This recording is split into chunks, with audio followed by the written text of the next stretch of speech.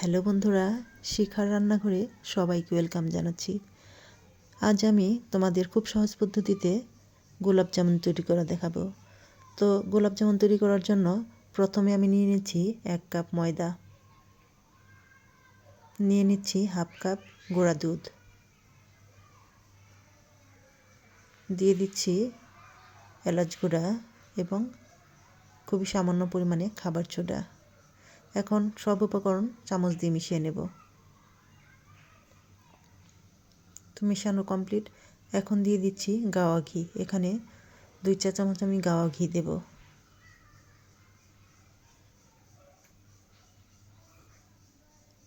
এখন সব কিছু আবার সুন্দর করে চামচ দিয়ে মিশিয়ে নেব। হাত দিয়ে ডলে ডলে ঘিটাকে খুব সুন্দর করে মোলায়েম করে নেব।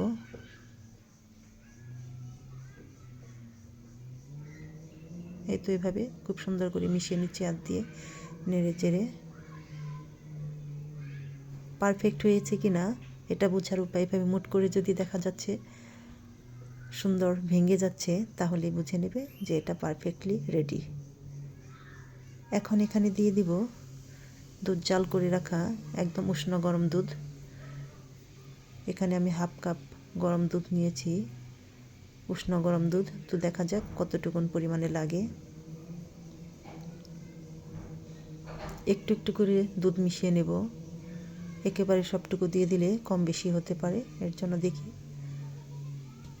হাফ কাপের মধ্যে কতটুকু লাগে। তো এভাবে অল্প অল্প করে দুধ মিশিয়ে নিচ্ছি।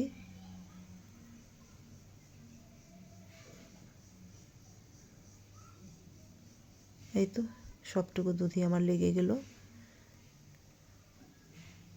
ডোটা একদম পারফেক্টলি হয়ে গিয়েছে। এখন 10 মিনিট পর ওয়েট করব। 10 মিনিট পর ফিরে এলাম। এখন গোল গোল শেপ করে বানিয়ে নিচ্ছি। শেপটা যার যার ইচ্ছে মতো। গোলাপ জামুন অনেকেই গোল করে তৈরি করে, অনেকেই লম্বাটে করে করে। তো এটা তোমাদের যার যেরকম ইচ্ছে তোমরা তৈরি করে নিতে পারো। তো এই তো এভাবে আমি সবগুলো তৈরি করে নিলাম। এখন এখানে আমি দিয়েছি তেলটা একদম হালকা গরম করে আমি একে একে মিষ্টিগুলো দিয়ে দিচ্ছি হালকা করে ভেজে নেওয়ার জন্য। একদম লো ফ্লেমে ভেজে নিতে হবে।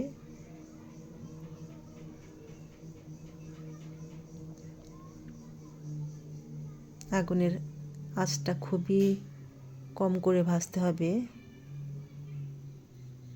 না হলে ভেতরে কাঁচা থেকে যাবে কিন্তু উপরেরটা লাল হয়ে যাবে।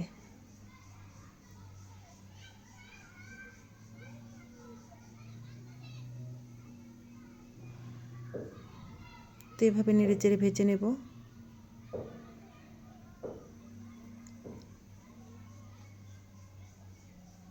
অনেকটা ফুলে গেছে, আর যতটুকুন বানিয়েছিলাম তার চেয়ে অনেকটা ফুলে বড় বড় হয়ে গেছে। তো শিরাতে গেলে দিলে আরও বেশি ফুলে একদম টয়টুম্বুর হয়ে যাবে। আর একটু করে করে ভাজতে হবে।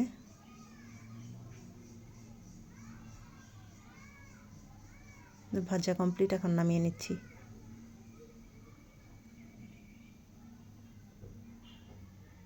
তো এখন এটা গরম অবস্থায় শিরাতে দেওয়া যাবে না। এখানে আমি 2 কাপ চিনি নিলাম আর জল দিয়ে দিলাম 2 কাপ। এখন মিষ্টিগুলো আমি ঠান্ডা করে শিরাতে দিয়ে দিলাম। জাস্ট 2 মিনিটের মতো সিদ্ধ করব। 2 মিনিট সিদ্ধ করে আমি 1 ঘন্টার জন্য ঢাকনা দিয়ে ঢেকে রেখে দিয়েছিলাম। এই তো কতটা বড় বড় হয়ে গিয়েছে। ভেতরটা দেখিয়ে দিচ্ছি, ভেতরটাও কতটা সফট হয়েছে। খেতেও কিন্তু দারুণ হয়েছিল, ভেতরে একদম রসে টয়টুম্বুর। তো আমার গোলাপ জামুন রেসিপি কেমন লাগলো সবাই কমেন্ট করে জানাবেন। সবাই ভালো থাকবেন, সুস্থ থাকবেন।